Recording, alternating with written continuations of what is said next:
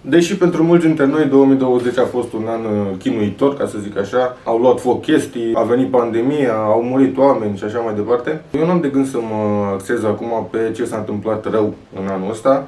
Vreau să mă concentrez pe ce are legătură cu domeniul meu și anume cu trotinetele electrice. Industria trotinetelor și a mașinilor și a tuturor vehiculelor electrice a explodat anul ăsta și e în creștere din ce în ce mai mult, pentru că toată lumea din cauza pandemiei a zis de ce să merg cu autobuzul să risc când pot să-mi iau o trotinetă să mă duc la muncă liniștit. Deci suntem în creștere și eu mă bucur foarte mult când primesc de la voi mesaje de genul salut, am luat trotineta asta electrică pentru că am văzut-o la tine și merg cu ea în fiecare zi și îmi place foarte mult.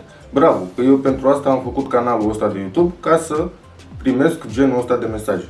În 2020 am încărcat undeva la 125 de clipuri, iar acum vreau să fac o recapitulare printre ele, pentru că mulți dintre voi mă urmăriți de curând și poate nu știți clipurile mai vechi și mi s-a întâmplat să primesc întrebări la care răspunsul se află într-un clip mai vechi, cu un răspuns detaliat, tot ce trebuie, doar că lumea încă nu știe că eu le-am făcut și atunci fac o recapitulare acum. Așadar, prin ianuarie 2020, în perioada în care făceam foarte multe pene, m-am gândit eu că e o idee foarte bună să pun cameră în roata de G-Booster. N-a fost o idee bună. Camera a ținut vreo 2 luni, după care am zis că nu mai pun în viața mea o cameră pe trotineta mea. O să merg doar tubeless. Am făcut chiar și un clip referitor la asta, un fel de clip manifest, un pamflet sau cum vreți să-l numiți, în care am bandajat camera aia spartă în bandă izolatoare până a fost mai multă bandă decât cameră. Și mai târziu am avut să aflu că mulți oameni m-au luat în serios acolo și au început să-mi zică, bă, dar prost ești, mă. Bă, cum să faci, mă, așa ceva?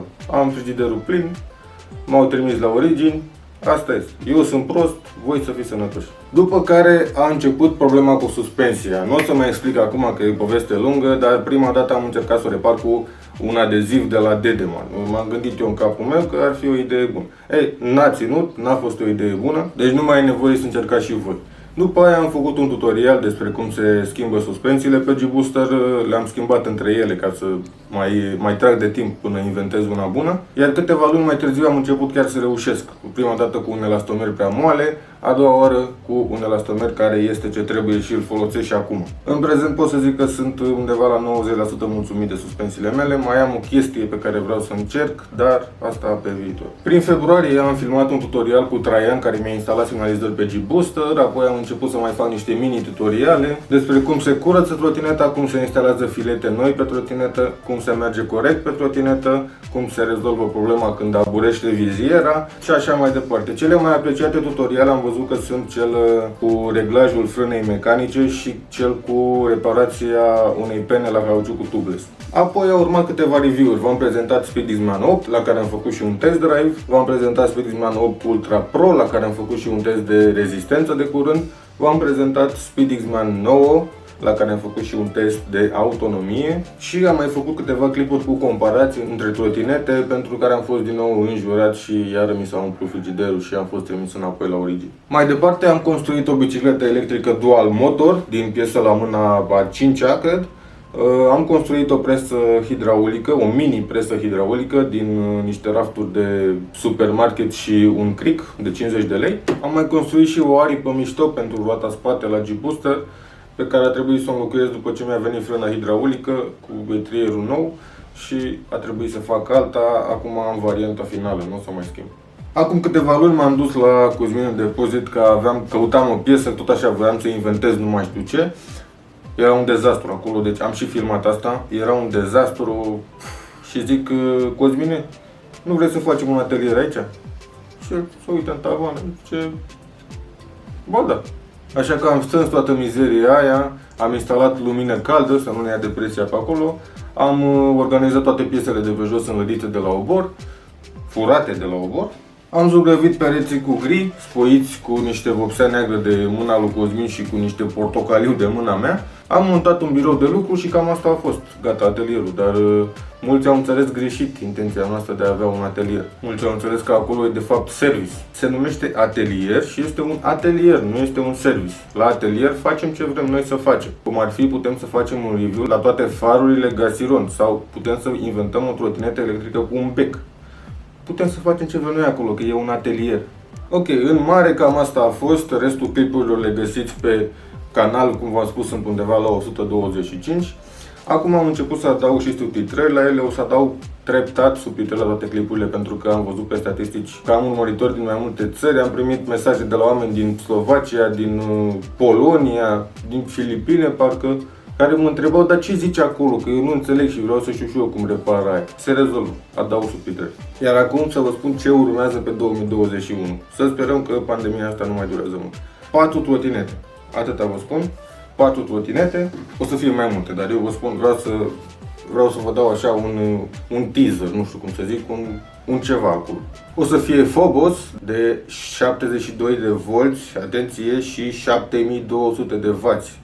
Asta o să fie undeva la cea mai puternică pe anul viitor. Are o aplicație cu care poți să-ți înregistrezi traseu, are o grămadă de chestii mișto. Prețul o să fie pe măsură, dar nu o să fie exagerat. Mai urmează trotineta Cult by Yugo cu 52 de volți, 26 de amperi și un motor de 1000 de W pe spate.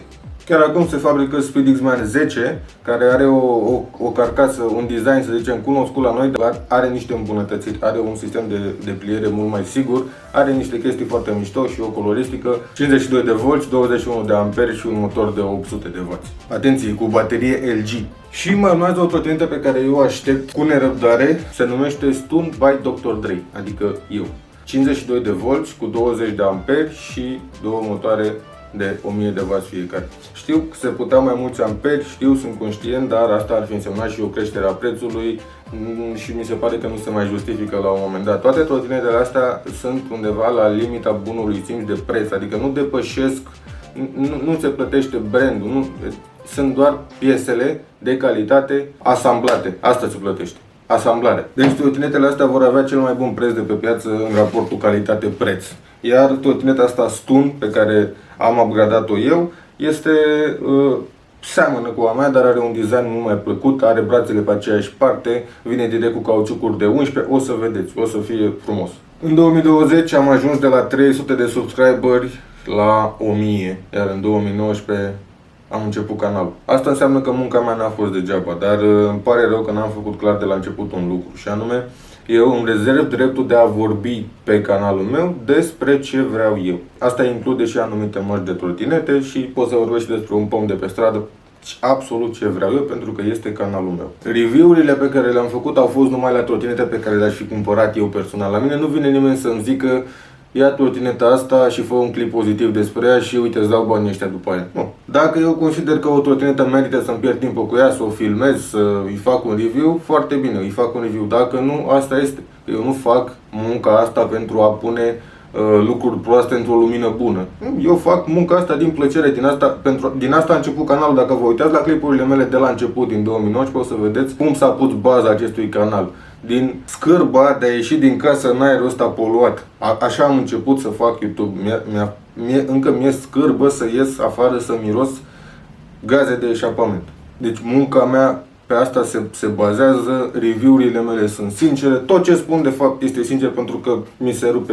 Nu mă interesează ce vor firmele de la mine sau anumiți oameni, mă interesează ce vreau eu să fac. Cam atât, nu uitați că am creat un grup de Facebook, tot în 2020, am creat și un site.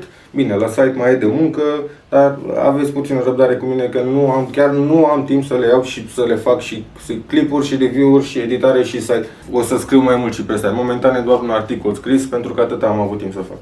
Restul sunt copiate. O să le iau încet, o să scriu și pe el, dar în mare parte a timpului vreau să mă axez pe clipuri și vreau să fac ce îmi place mie să fac. Până atunci, ne vedem pe stradă și pe YouTube.